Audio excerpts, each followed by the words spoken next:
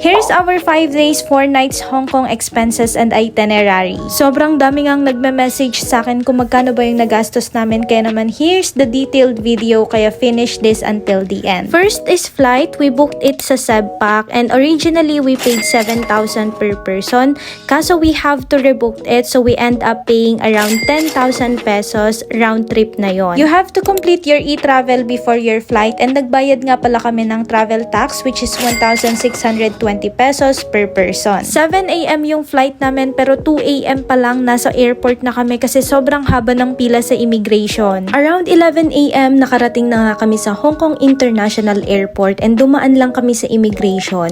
Wala naman silang gaanong tanong, wala na ring tatak yung passport, papel lang yung ibibigay nila. Sa airport na nga rin kami nagpapalit ng pera and dumaan kami sa MTR booth para kumuha ng Octopus card, or you can also use your GoTime Visa card. So personally, ang nilagay ko sa Octopus card ay 5,000 pesos for transportation and for food, and may additional 5,000 pesos pa ako sa GoTime if ever magkulang. Sabi ko sa sarili ko, dapat magkasya na yun for 5 days kasama na pasalubong. Anyways, after namin sa airport, sumakay na nga kami ng bus, and ang cute lang ng mga bus dito kasi may lagayan ng maleta yung mga galing sa airport. Diretso na nga to sa TST, saka kami nag-check-in sa aming hotel, which is the Mirador Mansion. We booked it sa trip.com for 4,000 pesos per person, kaso nag-upgrade kami upon check-in kasi yung una naming nabook is public restroom pala. So we end up paying 5,000 pesos per person. That's good for 5 days and 4 nights. Sa internet naman, we have our friend na nag-book ng eSIM unlimited data sa Klook for 590 pesos. Hati-hati na kaming 5 dyan. So for our day 1 nga ay airport and hotel lang kami. Then nagpahinga lang kami kasi wala pa kaming mga tulog. Then paggising, pumunta kami dito sa Avenue of the Stars para mag-dinner and mag-sightseeing. For our day 2 naman, pumunta kami sa Peak Tram, and sa gabi, we tried their city bus night tour. So how to get to Peak Tram if you're from TST? Sumakay nga lang kami ng ferry papuntang Central Station, then walking distance na from Central Station, or you can also ride a bus papuntang Peak Tram. Mas okay pumunta dito early in the morning para hindi ganun kadami yung tao, or weekdays kasi this time weekend to kaya sobrang daming tao. We booked it sa trip.com for 1,000 pesos per person. That's inclusion of round trip Peak Tram and Sky Terrace for 2/8 admission. Nandito nga yung mga iconic escalators and you'll get to see the tall buildings of Hong Kong. Pagkarating nga sa taas, ganito yung magiging view, and you just have to get a good spot for pictorial kasi sobrang daming tao. After ng Peak Tram, bumalik na nga kami ng TST para mag-lunch, and if you're a budgetarian like us, ito yung restaurant na marirecommend namin na sobrang mura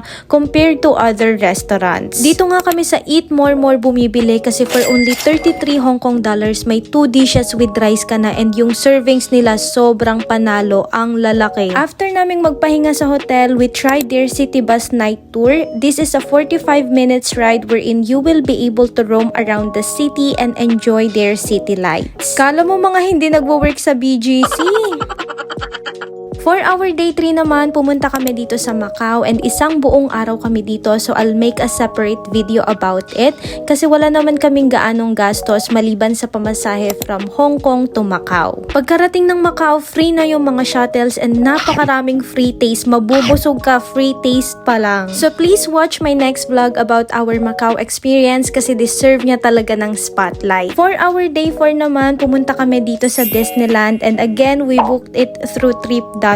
I already created a separate video on how to go here sa Disneyland, so feel free to use it as a guide. Grabe, sobrang saya and na-enjoy naming lahat pumunta dito, lalo na ako. I feel so overwhelmed. Just the thought na yung batang walang pambaon noon makakarating dito. I mean, I never imagined myself na makarating dito, but here I am, so I'm very grateful.